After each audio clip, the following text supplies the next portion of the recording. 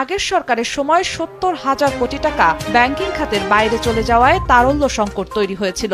এরই মধ্যে অন্তর্বর্তী সরকার ৩০,০০০ কোটি টাকা ফেরানোয় সংকট কাটতে শুরু করেছে। টাকাটা পাচার হয়েছে সবচেয়ে বেশি কিভাবে, পলিটিক্যাল গভর্নমেন্ট এই পাচার হওয়া টাকার সাথে আসলে কিভাবে জড়িত ছিল ব্যবসায়ীরা, সেটিও আপনাদেরকে একটু বলবেন যারা আছেন। সম্মানিত দর্শক, ইতিমধ্যে কিন্তু আপনারা অবগত আছেন স্বৈরাচার শেখ হাসিনা ক্ষমতা থাকা অবস্থায় 15 বছরে যে বাংলাদেশের কোটি কোটি টাকা তার নেতাদেরকে নিয়ে বাংলাদেশ থেকে পাচার করেছিলেন, সেই টাকা এবার উদ্ধার করতে শুরু করে দিয়েছেন বর্তমান বাংলাদেশের অর্থবোধ ও অন্তর্বর্তী সরকারের প্রধান উপদেষ্টা ডক্টর মোহাম্মদ ইউনূস।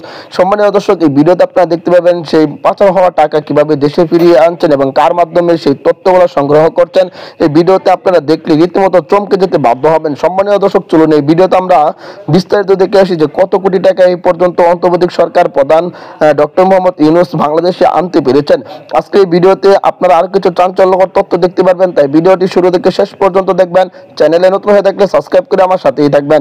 ভিডিওতে একটি লাইক করে দেখতে দেখুন সম্পূর্ণ ভিডিওটি। ব্যাংকিং খাতের বাইরে চলে গেছিল, যে কারণে লিকুইডিটি শর্টেজটা বাজারে ছিল। এটার ৩০,০০০-এর মতো ফেরত চলে এসেছে ব্যাংকিং খাতে। অর্থ ফেরাতে শিগগিরই দেশি বিদেশি বিশেষজ্ঞদের সহযোগিতায় টাস্কফোর্স গঠন করা হবে বলেও জানান তিনি। বাংলাদেশ ব্যাংক, দুদক, সিআইডি, হোম মিনিস্ট্রি, তারপরে ফরেন মিনিস্ট্রি, বিদেশেও তো উদ্ধার করার কাজ করতে হবে, ফরেন মিনিস্ট্রি, এই ধরনের বিভিন্ন অর্গানাইজেশনের সাথে একসাথে কাজ করার জন্য একটা টাস্ক ফোর্স।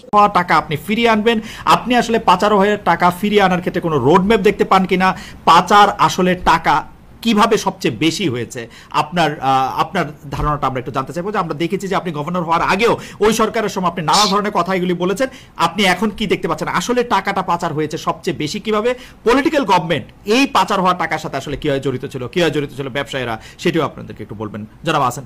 আর্থিক খাতের যে দুর্বৃত্তায়নটা হয়েছিল, অর্থাৎ অনেকগুলো ব্যাংক, কতিপয় পরিবার, একটা পরিবার বিশেষ করে, আর অন্যান্য পরিবার আংশিকভাবে লুটতরাজ করেছে ব্যাপকভাবে। আমরা জানি যে, আমি শুধু ইসলামী ব্যাংকের কথা যদি ধরি, সেখান থেকে ৭০ থেকে ৮০,০০০ কোটি টাকা নামে বেনামে এই এসালামের ফ্যামিলি নিয়ে গেছে। এটা শুধু একটা ব্যাংক। এটাকে যদি আমি সারা ব্যাংকিং খাতকে ধরি, ওই পরিবারের টাকার যেটা তারা নিয়ে গেছেন বা ধার নিয়েছেন ব্যাংকিং খাত থেকে, কিন্তু শোধ হবে না কোনোদিনও, এটার পরিমাণ হবে ১,২৫,০০০ কোটি টাকা। তো এটা কি ইন্ডিকেট করে? এটা আমাদের পুরো ব্যাংকিং খাতের প্রায় ২৭%। তো এটা তো অনাদায়ী হয়েই যাচ্ছে। দ্বিতীয়ত যেটা হচ্ছে যে, উনি তো একলা ছিলেন না, সাথে আরো পৃষ্ঠপোষক চট্টগ্রাম ভিত্তিক ব্যবসায়ীরাই বেশি করেছেন। আমরা জানি যে প্রাক্তন ভূমিমন্ত্রীর পরিবার তার নিজের নামে করেছেন ২৫০টা বাড়ি লন্ডনে, এবং এটা আমার তথ্য নয়, এফটি এবং ব্রিটিশ তথ্যই বলছে। এবং সাথে তার ভাইও ২০০-র উপরে বাড়ি করেছেন। এটা তো একটা অবিশ্বাস্য রকমের মানে ঘটনা, যেটা আমি নিজেও বিশ্বাস করতে পারছিলাম না। কিন্তু যেহেতু আল জাজিরা বলছে, যেহেতু এফটি, ফাইন্যান্সিয়াল টাইমস বলছে, আমাকে তো বিশ্বাস করতেই হবে যে সংখ্যাগুলো একটা ভিত্তি আছে, ভিত্তিহীন নয়। তো যাই হোক, এগুলো হচ্ছে আমি বলবো যে বড় আকার। তারপরে যেগুলো আছে সেগুলো হচ্ছে ১০,০০০ কোটি, ৫,০০০ কোটি, ১৫,০০০ কোটি, এরকম বিভিন্নভাবে নেওয়া হয়েছে। এবং এখন যদি আমরা দেখি, বড় বড় গোষ্ঠীর কাছে এই ঋণের পরিমাণ হয়তো ২ লক্ষ কোটি টাকা ছাড়িয়ে যাবে। মাননীয় গভর্নর, আমি মাঝখানে একটা প্রশ্ন করতে চাই পারে কিনা, যে সেটা হচ্ছে যে এসালাম গ্রুপের কাছে ১,২৫,০০০ কোটি টাকা যে সেটা বের করে নিয়ে গেল, এইটাতে আসলে সরকারের ভূমিকাটা কতখানি? মানে আমি একদম সরাসরি প্রশ্ন করতে চাই যে শেখ হাসিনার অজান্তে কি এটি ঘটেছে, বা শেখ হাসিনাকে না দিয়ে কি এটি সম্ভব হয়েছে, বা তার অর্থমন্ত্রীকে? এখানে যেটা হচ্ছে যে রাজনৈতিক পৃষ্ঠপোষকতা ছাড়া, সর্বোচ্চ পর্যায়ে পৃষ্ঠপোষকতা ছাড়া এটা করা সম্ভব ছিল না। আমরা দেখেছি এসালামের দৌরাত্ম্য, কেন্দ্রীয় ব্যাংকের গভর্নরের রুমে সরাসরি ঢুকে যেতেন, দরজা বন্ধ হয়ে যেত। আমরা দেখেছি ইন্সপেকশন রিপোর্টগুলো যখন আসতো, সেগুলো সরাসরি গভর্নরের কাছে যাওয়ার পরেই সেগুলো তালাবদ্ধ হয়ে যেত। আমরা দেখেছি যে উনার মানে গন্তব্যস্থল প্রিয়মতে অবারিত ছিল, এবং উনি বাংলাদেশের নাগরিকও ছিলেন না, কিন্তু 7টা 8টা 9টা 10টা আর্থিক প্রতিষ্ঠান, মানে আমি 7টা হচ্ছে ব্যাংক, বাকিগুলো হচ্ছে আর্থিক প্রতিষ্ঠান, সেগুলোকে একই পরিবার কবজাভুক্ত করলো, যেটা অবিশ্বাস্য ঘটনা। একটা ডাইরেক্টর আরেকটা ব্যাংকের ডাইরেক্টর হতে পারে না আইনগতভাবে, কিন্তু তারা পারিবারিক ভাবে এই এতগুলো প্রতিষ্ঠানকে কন্ট্রোলে নিয়ে নিত, এবং কন্ট্রোল নেওয়ার মেকানিজমটা তো আমরা জানি। ডিজিএফআই সরাসরি বন্দুক ধরে প্রতিটা ডাইরেক্টরকে সিগনেচার নিয়েছেন, এবং সেক্রেটারি, যারা কোম্পানির সেক্রেটারি ব্যাংকের, তাকে দিয়ে শেষ সিগনেচার করিয়ে তার পদত্যাগ পত্রটাকে সিগনেচার করিয়ে দিয়েছে।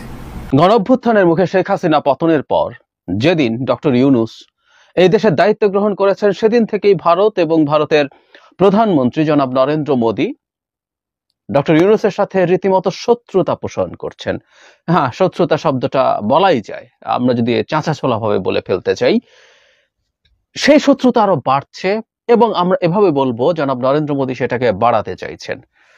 তাদের উদ্দেশ্য কি, এবং এই মুহূর্তে আমাদের বাংলাদেশ রাষ্ট্রের জনগণ আমরা কি করব, সেটা নিয়ে একটু কথা বলতে চাই। একটার পর একটা খবর আসছে। একদিন আগেই যখন খবর আসলো ভারতের প্রতিরক্ষা মন্ত্রী পরোক্ষভাবে যুদ্ধের হুমকি দেন, তারপর আরেকটা নতুন খবর আসলো, সেটা হচ্ছে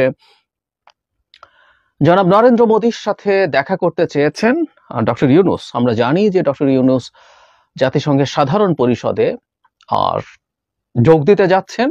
অবশ্য এখানে একটা অফ টপিক একটু বলে নেই, তিনি তার সাথে আর 7 জন মাত্র সফর সঙ্গে নিয়ে যাচ্ছেন। এটা নিয়ে আমরা আলোচনা করেছি এর আগে। শেখ হাসিনা আস্ত বিমান নিয়ে 150 থেকে 200 মানুষ নিয়ে প্রমোদ ভ্রমণে যেতেন এসব ক্ষেত্রে।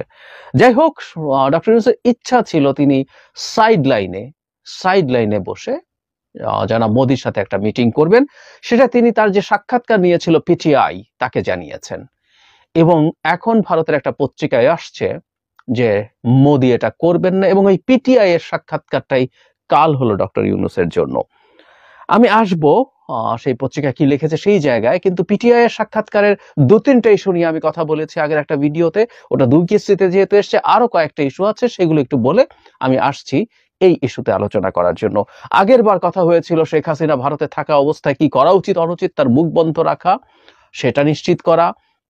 কথা এসছে হিন্দুদের ব্যাপারে যে এক্সাজারেশন হয় সেটা নিয়ে, আপনাদের একটু মনে করিয়ে দিলাম। এছাড়া ভারত বাংলাদেশের সম্পর্কের ক্ষেত্রে ভারতের তার প্রিকনসেপ্ট কতগুলো আইডিয়া আছে, যে সবাই জঙ্গি আওয়ামী লীগ ছাড়া, এবং আওয়ামী লীগ ছাড়া কোনো ভালো কিছু হবে না, বাংলাদেশ সবাই আফগানিস্তান হয়ে যাবে অন্যরা ক্ষমতায় আসলে। এই ধরনের মাইন্ডসেট থেকে বেরোনোর আহ্বান জানিয়েছেন। এছাড়াও তিনি ভারতের সাথে যেসব চুক্তি আছে, যে চুক্তিগুলো ভীষণ অসম্য, সেগুলো একটু পুনর্মূল্যায়নের কথাও বলেছেন। আরো 2টো ইস্যু নিয়ে উনি কথা বলেছেন। একটা হচ্ছে তিস্তার পানি বন্টন নিয়ে। তিনি তিস্তার পানি বন্টন ইস্যু সমাধান করতেই হবে, তিনি এই ধরনের আলাপ করেছেন। তিনি বলছেন এই সমস্যা নিয়ে বসে থেকে কোনো উপকার হবে না। আমি যদি জানি আমি কতটা পানি পাবো, সেটা আমাদের জন্য ভালো হবে। এমনকি আমরা যদি পানির পরিমাণ নিয়ে খুশি না হয়েই চুক্তি স্বাক্ষর করি, তবুও সমস্যা নেই, বিষয়টার সমাধান হতে হবে। তিনি 2 দেশের মধ্যে পানি বন্টনের সমস্যা আন্তর্জাতিক আইন অনুযায়ী সমাধান হতে হবে। তিনি জোর দিয়ে বলেন বাংলাদেশের মতো ভাটির দেশগুলোরও এমন পরিস্থিতিতে নির্দিষ্ট অধিকার রয়েছে যা আমাদের বজায় রাখতে হবে। খুবই যৌক্তিক, খুবই ন্যাচারাল একটা কথা। আরেকটা ইস্যু নিয়ে তিনি কথা বলেছেন সার্ক নিয়ে।